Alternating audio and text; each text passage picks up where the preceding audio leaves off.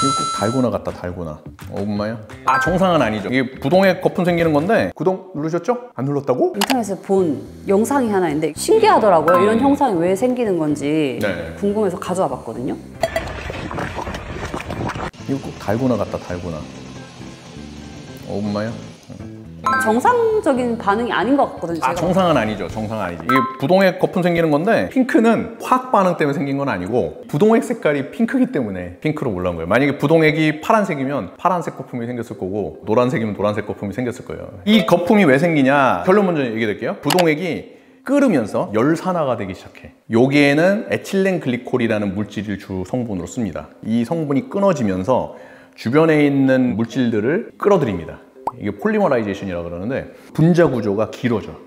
그러면서 여러 가지 반응으로 인해서 오염물질이 만들어지면서 여기에 물이 섞여 들어가면서 회전을 막 하고잖아요. 그러면서 거품이 생기기 시작해. 거품이라고 얘기하지만 이거는 계라된다고 얘기하는 거예요. 점점 더 많이 생기면 결국은 나중에 딱딱해질 수도 있습니다. 이거. 이 상태에서는 갈아줘야겠죠. 오염물질은 다양하게 많습니다. 에틸렌 글리콜이 분해된 물질과 금속 부식해선 물질, 외부에서 들어오는 먼지 같은 것들이 섞일 수도 있고요. 또 하나는 엔진 오일이 냉각수 안으로 들어와서 이런 현상도 만들기도 합니다. 엔진 오일 같은 경우는 색깔 자체가 갈색이잖아요. 밀도 차이가 있어서 부동액보다 위에 갈색 크림 같은 게 쫙 생기거든요. 근데 이거는 핑크색으로 그냥 생긴 거 보니까 이제 엔진 오일보다는 그 안에 생겼던 부식된 물질과 그 열산화된 물질, 화학 물질들이 계로화가 됐다 생각하면 될 것 같아요. 그리고 부부를 끓는 거는 온도가 높아갖고 끓는 게 아니라 순환하면서 생기는 공기나 이런 것들이 모여서 뭉쳐서 빠져나오는 거예요. 부동액이 뭔지는 알아야 될 거 아니에요, 그죠? 부동액, 냉각수 이렇게 헷갈리잖아요. 냉각수는 냉각을 시켜주는 물이에요, 물. 열에 의해서 금속도 그렇고 폴리머도 그렇고 다 변해. 이런 것들을 방지하기 위해서 냉각을 시켜주는 거예요. 냉각수는 물이 가장 좋아요. 그냥 물. 근데 그냥 물만 쓰면 0도에서는 얼어버리죠. 그리고 100도에서는 끓어버린단 말이에요. 기체화가 돼. 그래서 물만 쓰면은 안 됩니다. 이거를 방지하기 위해서 부동액을 그 안에 넣게 돼 있어. 보통 이 주성분이 에틸렌 글리콜이거든요. 거기다가 부식을 막기 위해서 부식 방지제가 들어갑니다. 물, 에틸렌 글리콜, 그다음에 부식 방지제. 이렇게 된 게 냉각수예요. 냉각수랑 부동액이랑은 다른 거죠. 우리나라에서 이걸 섞어 쓰더라고. 부동액이랑 냉각수나 이 용어를 헷갈려 쓴다는 얘기. 성분부터 하나씩 얘기해 줄게요. 물은 미네랄이 들어가 있으면 안 돼요. 왜 그러냐면 부식 방지제라는 물질이 미네랄이랑 이게 결합이 돼서 석출물이 생기든지 부식을 강화시키든지 뭐 그런 물이 생겨요. 미네랄이 들어있는 물이 있어요. 빗물, 시냇물, 지하수 이런 물이랑 쓰면 안 돼요. 물 중에 아예 아무것도 안 들어있는 물이 있습니다. 이게 증류수라고 우리가 얘기를 하죠. 수돗물도 여기에 포함됩니다. 수돗물에는 염소가 들어가 있어서 소독을 하지만 나머지 다 정제해갖고 염소 이외에 들어가 있는 게 없는 거예요. 그래서 수돗물, 증류수 이런 것들로 쓰게 돼 있어요. 그 다음에 이제 에틸렌 글리콜. 이 에틸렌 글리콜은 물이랑 되게 잘 섞여요. 단점이 무생무취입니다. 이게 굉장히 독극물입니다. 그래서 이거는 먹으면 절대 안 됩니다. 그걸 방지하기 위해서 색깔을 넣는 거예요. 요거 대신에 독성이 약한 프로필렌 글리콜이라고 있어요. 이게 비쌉니다. 너무 비싸서 여전히 에틸렌 글리콜 쓴다. 부식 방지제는 여러 가지가 있습니다. 인산염, 규산염, 아민 계열, 붕산염, 질산염 계열이 있고요. 이거는 무기물 계열이에요. 또 하나는 카르복실산염, 그다음에 에틸렉시산염, 유기물 계열이 있거든요. 무기물 계열은 싸기 때문에 그리고 효과가 좋아서 이걸 주로 많이 씁니다. 그래서 우리가 지금 쓰고 있는 부동액에는 대부분 다 인산염, 규산염 이런 게 들어가 있어요. 문제는 뭐냐면 얘네들이 외부의 물질들이랑 반응을 많이 해서 계로화되거나 슬러지가 만들어지는 경우가 많습니다.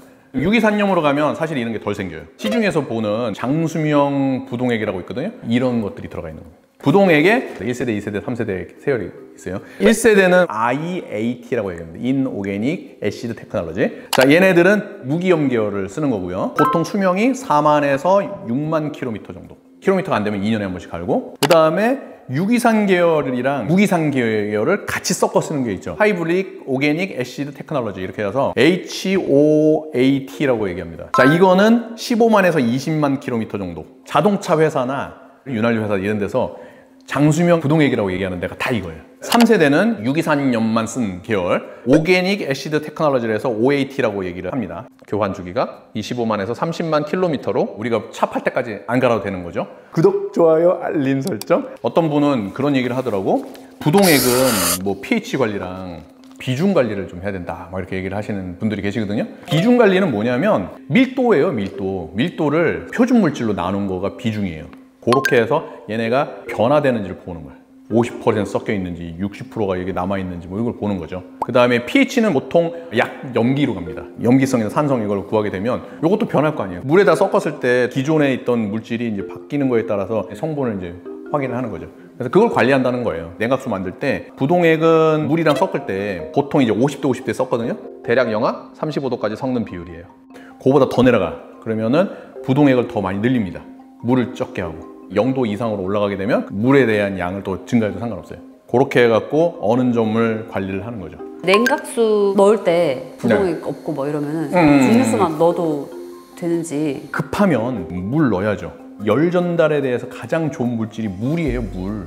0도에서 얼고 100도에서 끓어버리니까 이게 문제가 된다고 말씀드렸잖아요. 대신에 빨리 가서 부동액이나 아니면 이제 진짜로 냉각수 교환해 주시는 게 훨씬 낫죠. 윤활유의 정확한 정보는 N불진과 함께 윤활유 박사 김보은이었습니다. 알림 설정 구독 해주시고 여러분 다음에 만나요. 오케이?